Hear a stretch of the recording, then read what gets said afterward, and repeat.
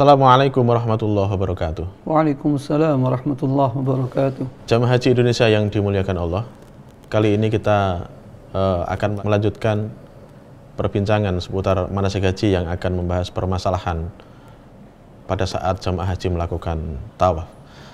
Telah hadir di hadapan Bapak Ibu semuanya narasumber kita, Bapak Wawan Junaidi.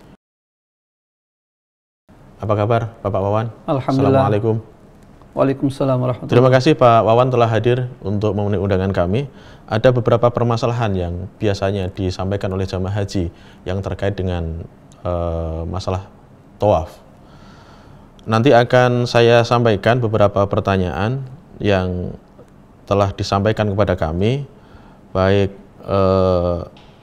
tawaf pada saat jamaah haji baru datang maupun tawaf pada saat jamaah haji melaksanakan tawaf sunnah maupun tawaf-tawaf yang lain. Kita awali dari pertanyaan yang pertama. Sebagaimana kita ketahui pada saat jamaah haji itu baru tiba di kota Mekah, mereka kan sudah berikhram, baik mereka tiba dari Madinah maupun mereka tiba dari Jeddah. Pada saat mereka berikhram dan baru datang, kondisi mereka itu rata-rata masih lelah, masih capek. Nah, ada sebagian karena kelelahan itu mereka beristirahat sementara di hotel.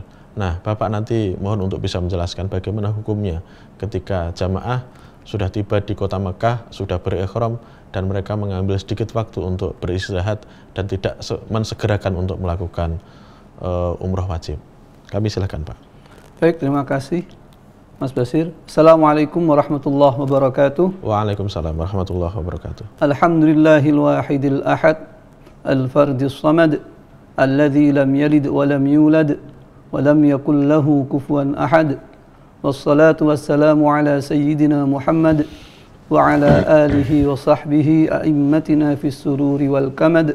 Amma ba'd. Berjumpa kembali para jemaah haji Indonesia yang dirahmati oleh Allah dan seluruh kaum muslimin di seluruh Indonesia.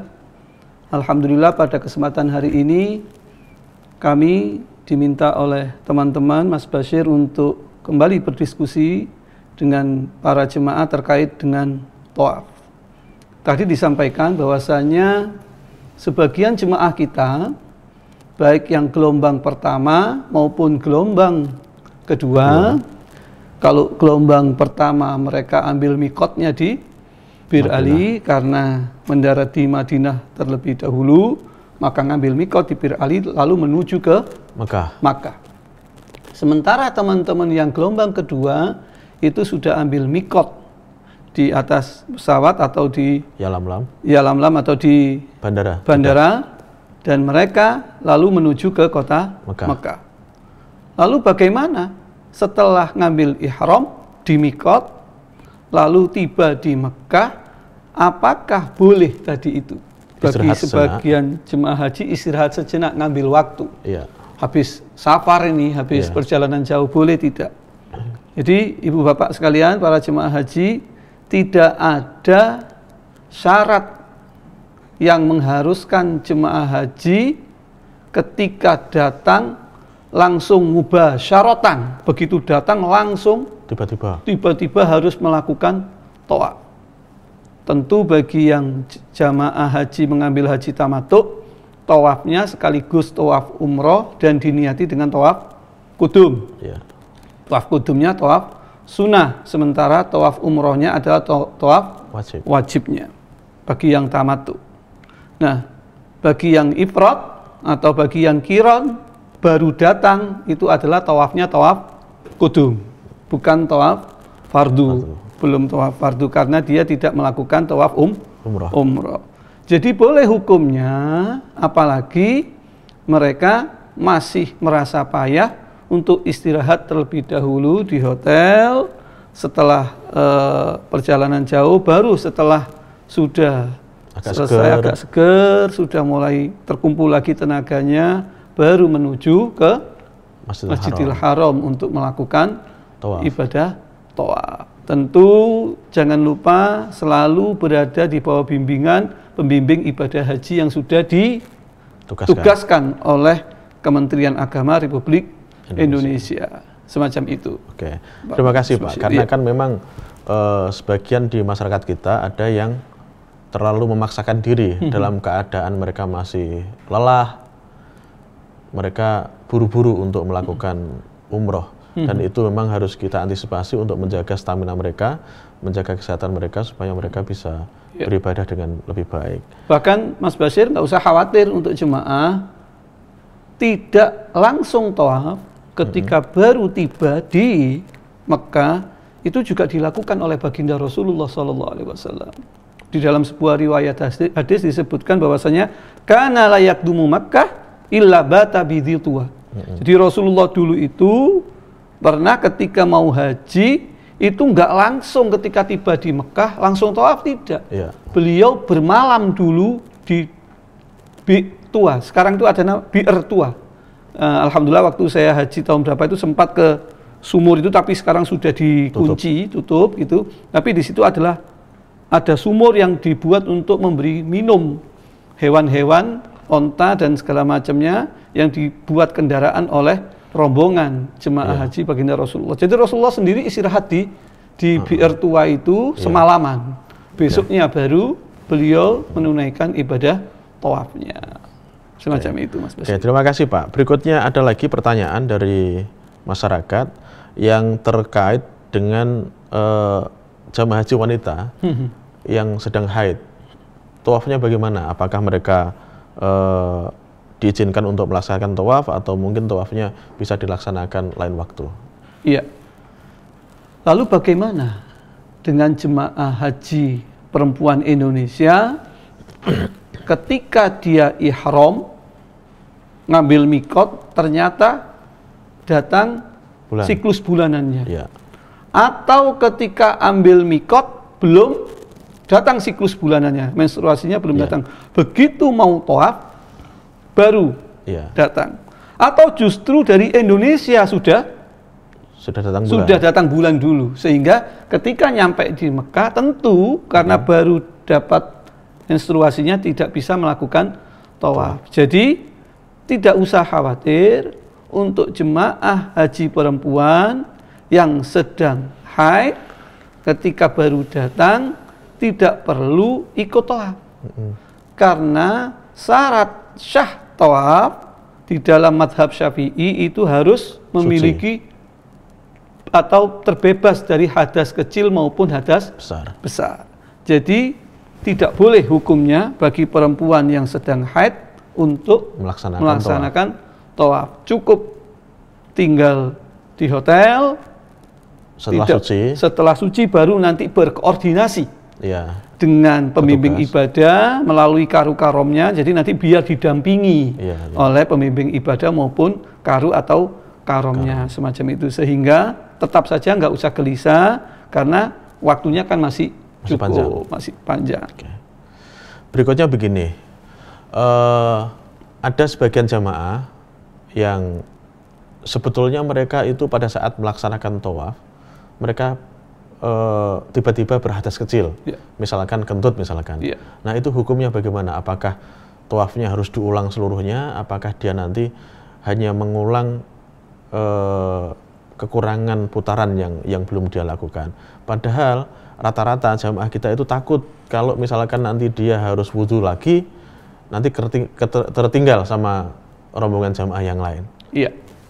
Jadi terima kasih Mas Bashir. Ini memang banyak terjadi di kalangan jemaah kita ketika tengah-tengah tawaf, seumpama dapat 3 putaran, lalu ternyata harus berhadas. Baik tadi itu buang angin atau mohon maaf kepingin ke belakang, nggak bisa ditahan. Nah, itulah perlunya Kementerian Agama membentuk jemaah haji Indonesia ini dalam karu dan karom. Di dalam karu itu berapa orang? 10 dan di dalam karom ada berapa? 45 ya. 45. Jadi inilah fungsinya ketika melakukan ibadah. Fungsi karu karom ini kalau bisa juga dikuatkan, saling tolong menolong, wa ta'awanu 'alal birri wat taqwa. Makanya biasanya pihak Kementerian Agama sudah memilih ketua rombongan atau ketua regu yang memiliki pengalaman atau jiwa kepemimpinan biasanya.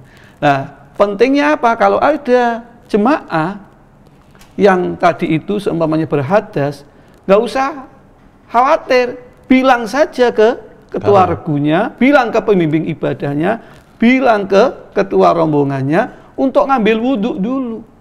Minta ditunggu dulu. Minta ditunggu, atau kalau memang memungkinkan, ada ketua regunya yang sudah menunjuk orang yang sudah pengalaman untuk mendampingi. Ya. Jadi jangan diam-diam lalu tetap tawaf dalam keadaan berhadas, itu tawafnya tidak sah.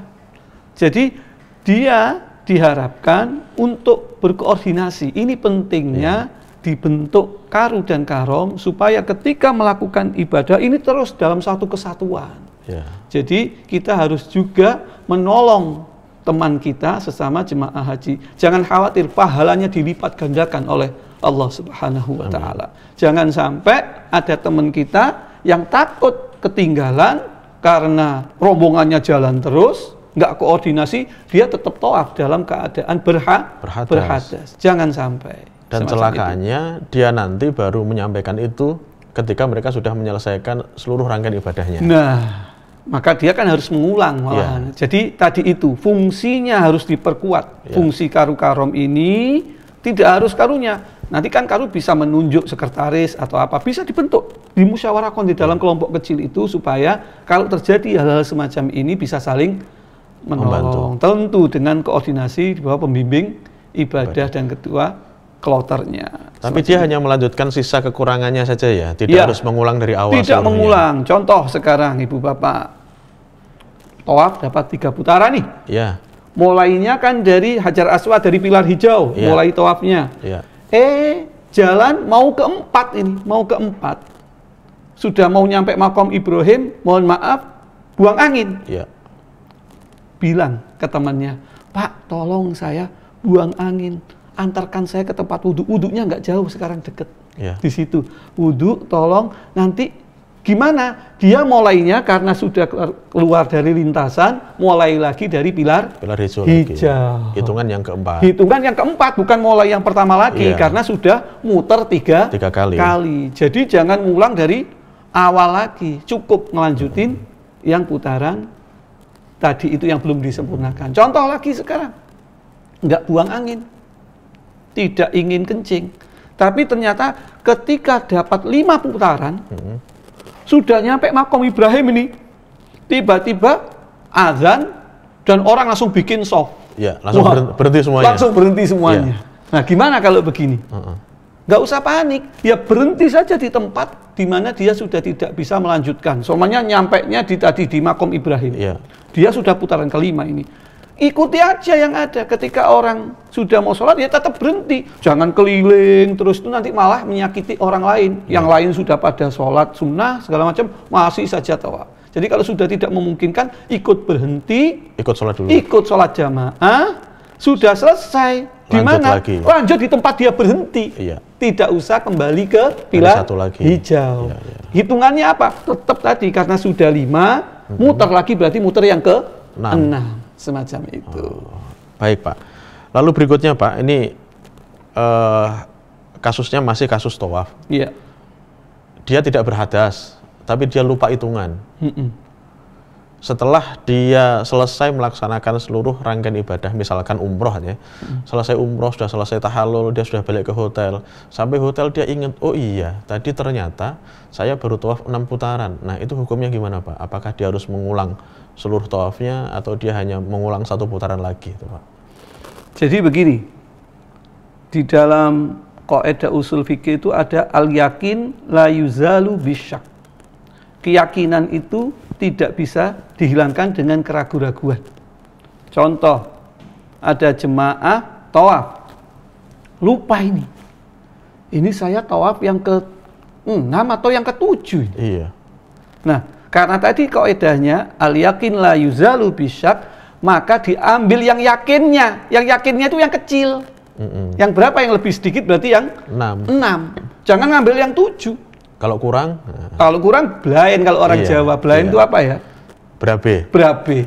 repot. Bisa repot. Nah, makanya kalau seseorang melakukan tawaf atau sa'i semuanya, dia ragu, maka ketika ragu diambil yang yakin. Yakin itu apa? Bilangan yang lebih kecil. Jadi seumpamanya dia sudah 7 kali, kok dia yakinnya masih ragu, berarti ngambil yang dihitung ke 6. Berarti loh, jadinya kan 8, Pak. Nggak apa-apa. Karena tadi kan lupa. Rufi'al qalam an salas. Jadi Allah itu mengampuni orang dari 3 hal. Salah satunya orang yang lupa. Jadi kaedahnya kalau lupa diambil hitungan yang paling kecil. Nah tadi terus bagaimana? Kalau sudah selesai segalanya, ternyata baru ingat, waduh, yakinnya saya tadi itu masih 6 ini. Padahal menurut mazhab Imam Syafi'i, yang namanya tawaf harus 7. Lah, bagaimana ini?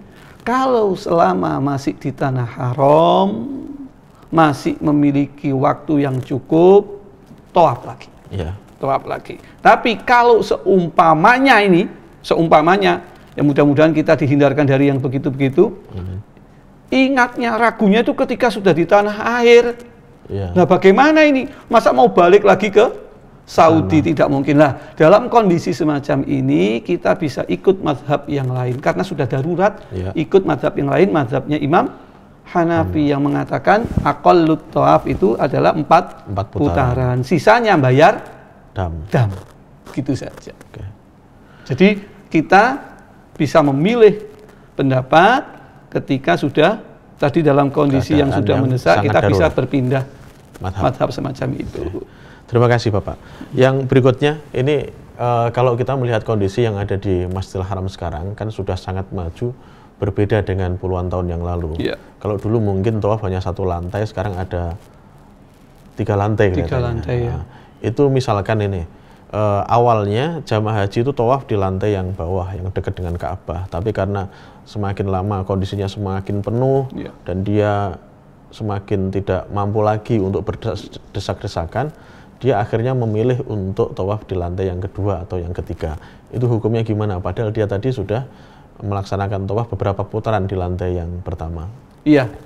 Jadi yang disampaikan Mas Basir ini sering juga terjadi di kalangan jemaah kita. Bagaimana ketika awalnya tawafnya di matof lantai dasar, ternyata tadi semakin penuh, biar nggak masyakoh, biar tidak desek-desekan, biar nggak tidak nyaman, akhirnya memilih pindah ke lantai yang atas supaya kondisinya lebih longgar. Tidak apa-apa.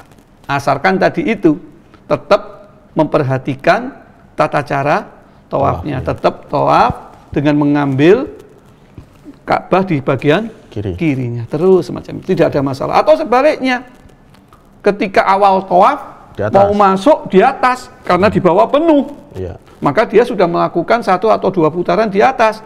Tengah-tengah mau ke-4 atau mau ke-3, melihat bawah kok longgar, pindah ke bawah nggak apa-apa, karena kalau di atas kan diameternya semakin jauh itu. Jadi semakin sehat tuh, keringetannya lumayan gitu. Nggak usah fitness, itu sudah lumayan. Kalau yang di bawah kan lebih dekat putarannya, cepat jadi waktunya. lebih cepat. Berarti tidak masalah ya kalau misalkan harus berpindah-pindah. Tidak ada masalah. Tapi yang jelas tadi harus diperhatikan tentang ketika mulai memang harus menjadikan bahu kirinya di sebelah kiri Ka'bah. Jangan sampai membelakangi atau menghadap. Itu kejadian itu kadang-kadang. Khawatir orang tuanya tawaf. Dia mendampingi orang tuanya, ini ceritanya. Karena khawatir orang tuanya itu disenggol orang, mohon maaf ini saya agak berdiri ya, itu tawafnya, kalau ini Ka'bah, tawafnya nggak begini, tapi melindungi orang tuanya begini. Nah, akhirnya posisinya dia membelakangi Ka'bah, itu nggak boleh, begitu. Nah, atau sebaliknya, dia menghadap Ka'bah, melindungi, nggak boleh. Jadi hal-hal semacam itu yang harus diperhatikan. Baik Bapak, terima kasih. Berikutnya begini, sejak 2 tahun terakhir seingat saya, di Masjidil Haram itu memberikan pelayanan yang lebih modern dalam bertawaf. Dulu orang hanya bertawaf menggunakan jalan kaki biasa. Tapi sekarang untuk memberikan fasilitas kepada jamaah, di lantai yang paling atas Arab Saudi itu menyediakan skuter. Bagaimana nih hukumnya?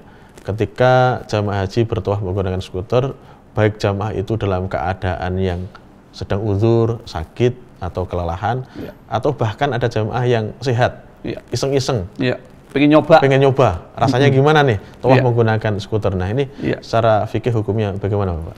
Jadi menurut mazhab Syafi'i, yang namanya tawaf itu boleh masyan atau rojilan, itu dalam keadaan berjalan, atau dalam keadaan rokiban. Rokiban itu naik, berkendara. Beda, kalau zaman dulu naiknya naik onta. Kalau sekarang ontanya sudah nggak boleh masuk, yang ada skuter. Kalau zaman dulu nggak ada skuter, pakai kursi roda semacam itu. Hukumnya bagaimana? Ketika orang lagi uzur, jelas. Kalau uzur nggak usah dibahas, diperbolehkan. Apa dasarnya Pak? Oh ada dulu. Dulu pernah ketika haji, sahabat perempuan Ummi Salamah mengeluh kepada Rasulullah. Ya Rasulullah, saya ini kayaknya kepayahan, capek. Kalau melakukan tawaf dengan jalan kaki, saya kondisinya kurang fit. Ummu Salamah ngadu ke Rasulullah begitu. Kata Rasulullah, sabdanya gimana? Tufi min wara'in nas raqibatan. Kalau kamu nggak kuat, kamu boleh tawaf di belakang orang sambil naik. Waktu itu naiknya naik onta konteksnya. Nah, tentu kalau membahas tentang orang yang uzur nggak ada masalah. Namanya uzur pasti diperbolehkan oleh agama. Lah sekarang bagaimana orang tadi itu sehat-sehat saja, hanya iseng-iseng pengen nyoba, kepingin naik skuter, mumpung jauh-jauh ke Mekah, kepingin naik skuter. Nah, boleh di dalam mazhab Syafi'i, walaupun dalam keadaan sehat, dia tawaf sambil naik rokiban atau rokibatan itu boleh. Terserah naiknya tadi itu naik, kalau zaman sekarang ya naik skuter. Kalau zaman dulu adalah naik didorong dengan kursi roda. Kenapa? Karena dulu Rasulullah SAW tawafan nabiyyu fi hajjatil wada' alal ba'ir. Rasulullah itu dulu waktu haji wada' tawafnya ala ba'ir, naik onta. Beliau bukan masyan, tidak jalan, bukan rojilan, tidak berjalan kaki, tapi naik. Artinya kalau zaman sekarang berarti ya naik skuter. Diperbolehkan walaupun dalam kondisi sehat menurut mazhab Syafi'i. Kami lanjutkan Bapak. Baik. Berikutnya, kalau kita melihat di lintasan tawaf, banyak di antara jamaah haji Indonesia maupun jamaah haji luar Indonesia, ketika mereka bertawaf dan sampai di makam Ibrahim, mereka banyak yang sekedar menyentuh lalu berdoa, atau bahkan ada yang mengusap-usap sambil menangis. Nah ini hukumnya bagaimana ketika mereka melakukan itu saat bertawaf? Ya, makam Ibrahim itu yang kayak kurungan emas ya. Nanti jemaah haji kalau di sana nanti ada, kalau ketika praktek kan juga ada itu makam Ibrahim itu, di dalamnya ada tapak kakinya Nabi Ibrahim. Makom di sini bukan berarti makom seperti yang bahasa Indonesia makam kuburan, bukan. Makom itu bahasa Arabnya makomun, tempat berdirinya. Di situ ada pijakan dua kakinya itu. Di situ. Sekarang dulu nggak ada kurungannya dulu. Sekarang sudah dikasih kurungan warna gold, emas begitu. Nah, bagaimana kalau ketika tawaf secara sengaja atau nggak sengaja? Nggak sengaja dulu deh. Ya, nggak sengaja dulu. Kesenggol makom Ibrahim, atau justru sengaja iseng megang seret. Nah, gitu. Gimana? Tidak apa-apa. Karena tidak ada keterangan di dalam fikih atau manasik kalau menyentuh makom Ibrahim itu bisa membatalkan tawaf. Yang jelas tawaf itu harus dilakukan di luar Ka'bah. Apa di luar Ka'bah itu? Hati-hati. Hijr Ismail itu bagian dari Ka'bah dalamnya itu. Jadi jangan, kalau dari makom Ibrahim nanti di situ ada Hijr Ismail, biasanya ada lubang di situ. Kalau ada polisi ditutup biasanya ada forbidden, tapi kadang-kadang juga lubang. Karena mikirnya biar cepat masuk lubang itu, keluar lubang. Nah, itu nggak boleh. Kalau sampai masuk ke Hijr Ismail, itu tawafnya batal, nggak boleh. Tapi kalau sekedar megang makom Ibrahim, nyenggol atau sengaja, nggak masalah. Nah, terus pertanyaannya gimana tadi? Sengaja Pak, ngusap-ngusap di situ. Yang jelas tuntunan dari baginda Rasulullah SAW, yang diusap itu bukan makom Ibrahim. Yang diusap adalah rukun Yamani dan Hajar Aswad. Terus gimana Pak kalau ngusap? ya sekedar ngusap, kalau nggak ada niat apa-apa ya nggak apa-apa. Tidak ada tuntunan dan tidak ada larangannya. Tidak ada larangannya. Jadi kalau kesenggol atau sengaja megang tidak apa-apa. Tapi tadi perhatikan yang jelas bahu sebelah kiri tetap lurus dengan Ka'bah. Jangan sampai berputar arah. Ya. Semacam itu. Jadi kan bisa tuh jalan kadang-kadang sambil nyenggol seret, itu nggak masalah. Asal tadi itu tetap kita sesuai dengan putarannya. Oke, terima kasih. Kami lanjutkan Bapak.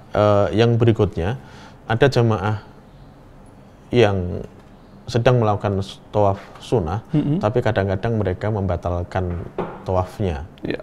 Sudah sekian putaran, nggak jadi tawaf, saya mau balik aja gitu misalkan. Nah itu bagaimana pandangan Bapak menurut fikih tentang itu? Baik, jadi di dalam ibadah itu disunahkan kalau sudah memulai sesuatu disempurnakan, diselesaikan. Wa atimul hajja wal umrata lillah. Jadi kalau sudah memulai harus dituntaskan. Engkau yang memulai, engkau yang mengakhiri. Lagunya siapa, Mas? Lagu dangdut itu, Pak. Dangdut, iya, semacam itu. Jadi sunnahnya kalau dia melakukan tawaf sunnah, ya tetap dituntaskan. Kecuali ada udzur yang memang mengharuskan dia tidak bisa menuntaskan. Contoh, tiba-tiba langsung ditelepon. Ada sesuatu yang mendesak harus kembali ke hotel. Atau sakit. Atau nggak kuat, sakit, nggak apa-apa. Itu kalau tawaf sunnah. Tidak ada dam ya berarti? Tidak ada, karena tidak ada kaitannya dengan rukun wajiban atau wajib, rukun haji atau rukun umroh semacam itu. Oke Bapak, yang berikutnya ada jamaah karena melihat kondisi kepadatan yang luar biasa di matof, di lintasan tawaf, ada jamaah yang berpikiran, ini gimana nih, boleh nggak sih misalkan saya tawafnya nanti aja, saya mau sa'i dulu, karena yang di mas'a itu kayaknya agak-agak longgar. Boleh nggak jamaah itu mendahulukan sa'i daripada tawaf dalam beribadah? Iya. Ngelihat putaran penuh sesak. Mikir, lihat ngelirik ke sa'i, padahal nggak bisa dilirik ya, sekarang udah jaraknya agak jauh, nggak kelihatan. Tapi nggak apa-apa lah. Ada yang informasikan di tempat mas'a sa'i sepi. Boleh nggak sa'i dulu? Tuntunan baginda Rasulullah SAW, sa'i itu jumhurul ulama dilakukan hanya sah dilakukan setelah tawaf. Sa'i. Berarti nggak boleh ya? Sa'i itu dilakukan setelah tawaf. Jadi kalau belum apa-apa itu sa'i tidak boleh. Loh, bagaimana Pak? Kalau sa'inya sa'i wajib untuk haji ifrad atau qiron, kok boleh dilakukan setelah tawaf qudum? Itu beda lagi. Karena memang ada tuntunannya Rasulullah. Tapi kan sa'inya tetap dilakukan setelah tawaf qudum. Tetap dilakukan sa'i setelah tawaf. Jadi sa'i ini adalah ibadah yang punya keterkaitan dengan tawaf. Beda kalau tawaf nggak harus sa'i. Tapi kalau sa'i itu harus didahului dengan tawaf. Loh, ada nggak Pak tawaf yang tidak disertai dengan sa'i? Ada, ya tadi itu tawaf sunnah. Tawaf sunnah itu nggak perlu diteruskan dengan sa'i. Semacam itu. Walaupun ada pendapat kecil ulama yang mengatakan boleh sa'i, tapi kita kan biar tidak terjebak pada khilafiyah, maka kita dianjurkan khurujul minal khilaf, itu adalah lebih baik. Yang lebih utama adalah kita keluar dari khilaf. Bagaimana keluar dari khilaf tadi itu? Ikut pendapat yang sa'i itu jumhur adalah dilakukan setelah tawaf. Jadi walaupun penuh sesaknya bagaimana, ya tetap tawaf dulu. Jangan sa'i. Kecuali tadi itu kalau hajinya ngambil ifrad atau qiron, boleh sa'i. Tapi kan setelah tawaf qudum. Jadi nanti ketika tawaf ifadah nggak perlu sa'i lagi karena sudah sa'i di depan. Ya. Baik Bapak, terima kasih. Di akhir sesi ini mungkin Bapak akan bisa memberikan semacam closing statement yang berkaitan dengan ibadah tawaf bagi jamaah haji Indonesia. Kami silakan Pak. Baik, Mas Basir. Jemaah haji Indonesia yang dimuliakan oleh Allah dan seluruh kaum muslimin yang saya cintai, tawaf ini adalah salah satu rukun haji. maupun rukun umroh. Allah memerintahkan umat Islam di dalam rangkaian ibadah hajinya untuk melakukan putaran 7 kali. Tidak lain ini kita disuruh mendekatkan diri kepada Allah ketika melakukan putaran ini, membaca doa-doa yang maksur. Di dalam buku Kementerian Agama sudah disebutkan, tercatat di situ putaran pertama baca apa, putaran kedua baca apa. Disunahkan membaca doa-doa itu. Syukur-syukur sudah dihayati maknanya. Tapi seperti yang kami sampaikan di pertemuan sebelumnya yang lain, bahwasanya tidak harus juga membaca doa maksur ini. Ini adalah hukumnya sunnah. Jadi seandainya ketika tawaf mau baca buku dari Kementerian Agama doanya itu nggak bisa, sudah zikir sebisanya. Subhanallah, alhamdulillah, wa la ilaha illallah. Ketika dari rukun Yamani sampai ke Hajar Aswad, Rabbana atina fid dunya hasanah wa fil akhirati hasanah wa qina adzabannar wa adkhilnal jannah ma'al abrar ya aziz ya ghafar ya rabbal alamin. Itu aja. Nggak bisa, sudah Allah. Nggak apa-apa, sebisanya.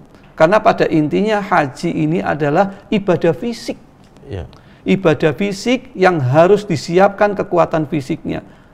Ketika fisiknya kuat, insya Allah bisa menyempurnakan seluruh rangkaian ibadah haji maupun umroh. Sementara rangkaian-rangkaian doa atau aturan-aturan yang sifatnya sunnah-sunnah itu boleh tidak dilakukan. Tapi kalau dilakukan, alangkah lebih sempurnanya ibadah yang dilakukan. Jadi silakan jemaah melakukan ibadah sesuai dengan kemampuannya, khususnya bagi jemaah yang masih kuat, yang masih muda. Silakan petunjuk yang dari buku manasik Kementerian Agama dipelajari, diterapkan, sehingga insya Allah nanti bisa menghadirkan ibadah hajinya lebih sempurna. Dan semuanya saya yakin walaupun tidak membaca itu juga akan mendapatkan haji yang mabrur. Terima kasih Bapak narasumber Jamaah Haji Indonesia yang dirahmati Allah. Demikian tadi bincang-bincang permasalahan seputar tawaf bersama narasumber kita. Dari kami mohon maaf apabila ada kesalahan. Akan kita lanjutkan pada pertemuan berikutnya. Wa'alaikum minkum. Assalamualaikum warahmatullahi wabarakatuh. Waalaikumsalam warahmatullahi wabarakatuh. Terima kasih. Terima kasih. Terima kasih.